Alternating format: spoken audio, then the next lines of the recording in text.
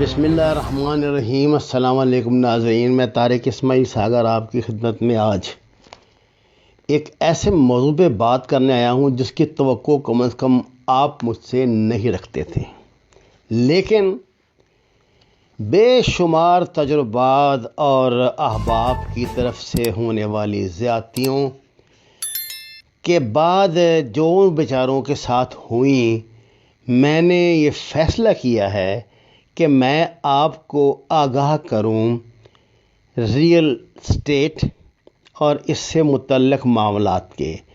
میں کوشش کروں کہ آپ کو اپنے تجربے کے، اپنے احباب کے تجربات کے حوالے سے بتا سکوں کہ یہ گورکھ دھندا ہے کیا، اس کا پس منظر کیا ہے، اس کا پیش منظر کیا ہے، اور آج پاکستان کی سب سے بڑی انڈسٹری یعنی کنسٹرکشن انڈسٹریز جو قریباً ملک کا 70% ریونیو جنریٹ کر رہی ہے، اس کو بغیر لائسنس، بغیر کسی لیگل سٹرکچر اور ریگولیشن کے کیوں چلایا جا رہا ہے، اور ریئل اسٹیٹ کے نام پر ہونے والی چور بازاری کیا ہے، کون سے لوگ جینون ہیں، کون سے لوگ نان جینون ہیں، کس طرح یہ جو کمپنیاں ہیں لوگوں کو دھوکہ دیتی ہیں، کیا کیا ٹرمینالوجی استعمال کر کے ان کو بے وقوف بنایا جاتا ہے، اور کیسے کیسے اور گورکھ دھندے کیے جاتے ہیں۔ بنیادی بات یہ ہے ناظرین کرام کہ انسان کی سب سے بڑی ضرورت اس کا گھر ہے، اس کا آشیانہ ہے، اور اس ضرورت کا احساس کرتے ہوئے بعض جرائم پیشہ ذہن کے حامل لوگوں نے اس کو ایک کاروبار کی شکل دے دی، جو انسانی کمزوریوں کو، انسانی ضرورتوں کو ایکسپلائٹ کر کے، انہیں گمراہ کر کے، ان سے غلط انویسٹمنٹس کروا کے، اور ان کو مختلف طرح کے لالچ دے کر نہ صرف اپنا الو سیدھا کر رہے ہیں، بلکہ اس بزنس میں سالہ سال سے نسل در نسل کام کرنے والے جینون لوگوں کو بھی انہوں نے بدنام کر کے رکھ دیا ہے۔ ناظرین کرام، ریئل اسٹیٹ جو ہے لفظ، اس کا جو بنیادی مقصد میری سمجھ میں آیا ہوا ہے کہ یہ پراپرٹی، زمین، عمارت متعین جو اس کی حدود ہوتی ہیں، آسمانی، زمینی اور انڈر گراؤنڈ۔ کہا جاتا ہے کہ ریئل اور physical property concern from the Latin roots اور تھنگس، کہ جو میں نے آپ سے عرض کیا۔ اچھا، کانگریس، لائبریری آف کانگریس جو ہے نا، وہ ہمیں اس میں اس کے متعلق جو قدیم ترین ہمیں تحقیق ملتی ہے، وہ یہ بتاتی ہے کہ جو یہ زمین تھی نا، زمین کی ملکیت کے اختیارات صرف بادشاہوں کے پاس ہوتے تھے، یعنی بادشاہ تھے جو چاہتے تھے، جو زمین جو فتح کرتے تھے ملک، وہ ساری زمین ان کی ہوتی تھی۔ اب وہ زمین کس کو انعام میں دے دیں، کس سے چھین لیں، یہ اختیار ان کا ہوتا تھا۔ اس کے علاوہ کوئی فرد زمین کا مالک نہیں۔ یعنی اسٹیٹ میں جو آپ جس بادشاہت میں آپ رہتے ہیں، اپنا گھر بناتے ہیں، وہ گھر ویسے تو آپ کا کہ آپ اس میں رہ رہے ہیں، لیکن اس گھر کا مالک جو ہے وہاں کا بادشاہ ہے۔ ایک اور آپ کو میں گزارش کر دوں کہ کہا جاتا ہے کہ امریکہ میں بھی پہلے نا ووٹنگ کا جو یہ جمہوریت شروع ہوئی ہے وہاں پہ، تو ووٹنگ کا اختیار جو ہے صرف مالکان زمین کے پاس تھا، یعنی جس کی زمین نہیں ہوتی تھی نا، وہ ووٹنگ میں بھی حصہ نہیں لے سکتا تھا، اتنی اس کی اہمیت تھی۔ اور یہ جو ریئل لفظ ہے نا، یہ ریئل اسٹیٹ، یہ کوئی لاطینی ورڈ ہے، اس سے یہ اخذ کیا گیا ہے، جو بتاتا یہ ہے کہ یہ شاہانہ، بادشاہانہ قسم کے اختیارات کا نام ہے۔ آپ نے یہ بات اکثر سنی ہوگی کہ رنجیت سنگھ نے فلاں مراسی سے خوش ہو کے اسے کہا کہ گھوڑا دوڑا لو، جتنی زمین پہ اتنی زمین تمہاری ہے۔ پاکستان میں گھوڑے کے نام پہ زمینیں عام بات ہے جو انگریزوں کے دور میں دی جاتی تھی، جہاں جو پھر بعد میں بڑے بڑے خاندانوں نے جنم لیا. اسی طرح جو لوگ مدد کرتے تھے انگریزوں کی فرنگی کی اقتدار میں، اس کو خطاب کے ساتھ زمینیں بھی لاٹ ہوتی تھی. کسی کو 2 گاؤں لاٹ ہو گیا، کسی کو اتنے مربع زمین لاٹ ہوگی، کسی کو یہ لاٹ ہوگی. پوری زمین کی ملکیت جو تھی وہ ملکہ تھی خود، یعنی ملکہ جو تھی اس کی ملکہ جو تھی انگلینڈ کی، وہ اس کی مالک تھی اور اس کا مالک کوئی نہیں تھا. اچھا ناظرین کرام، پاکستان میں ریئل اسٹیٹ کا کاروبار جو ہے، یہ اگر ہم پاکستان 14 اگست 1947 سے دیکھیں تو پہلے یہ ہوتا تھا کہ جو لوگ انڈیا سے پرانے کھتریوں کے ساتھ کام کرتے ہوئے یہاں پر آئے تھے، وہ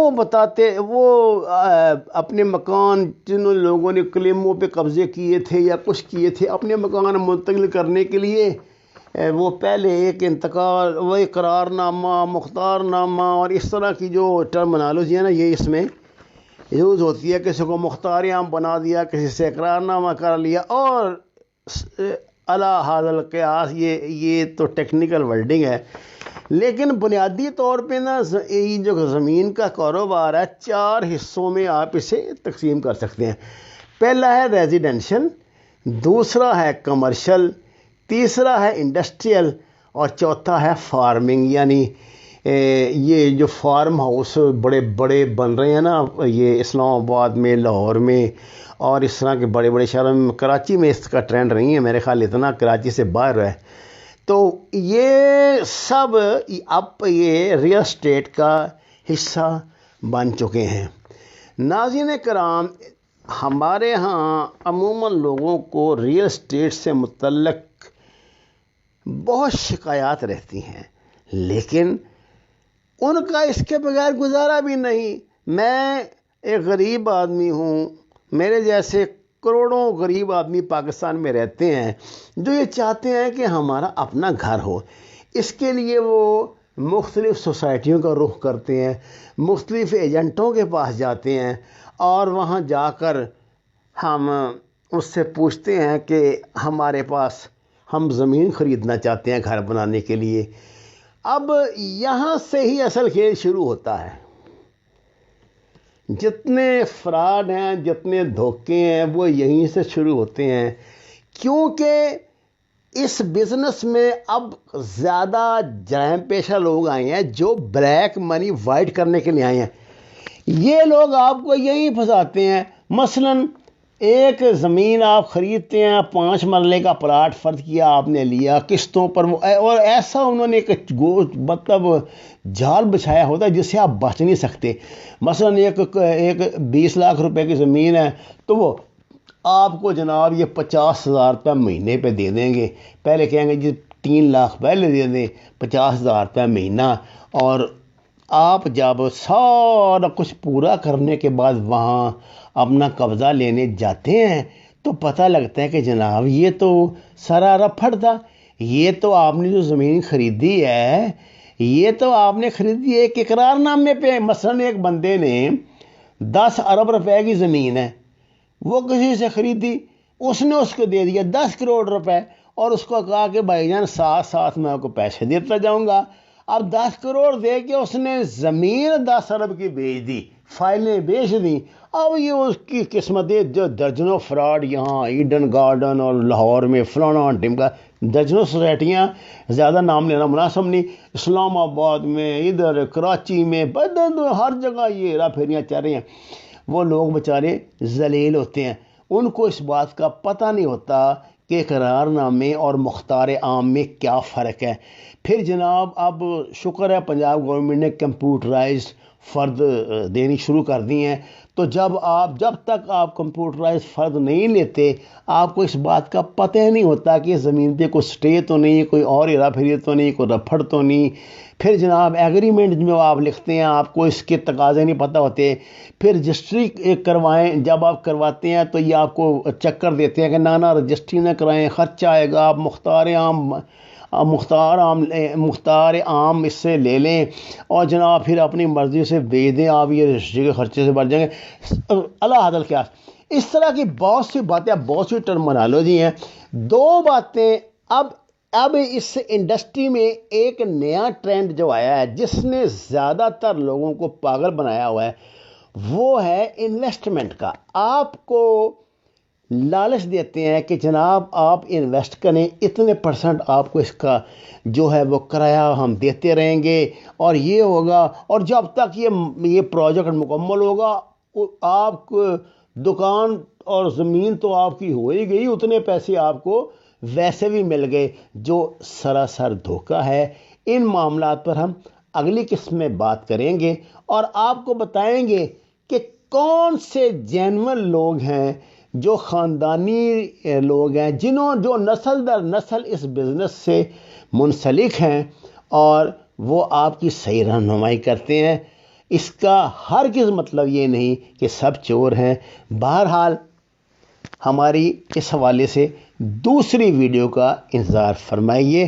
وما علینا الا البلاغ المبین۔ آپ کا بہت شکریہ ناظرین کرام، ہمارے چینل کو سبسکرائب کریں، لائکس دیں، آپ کا بہت شکریہ۔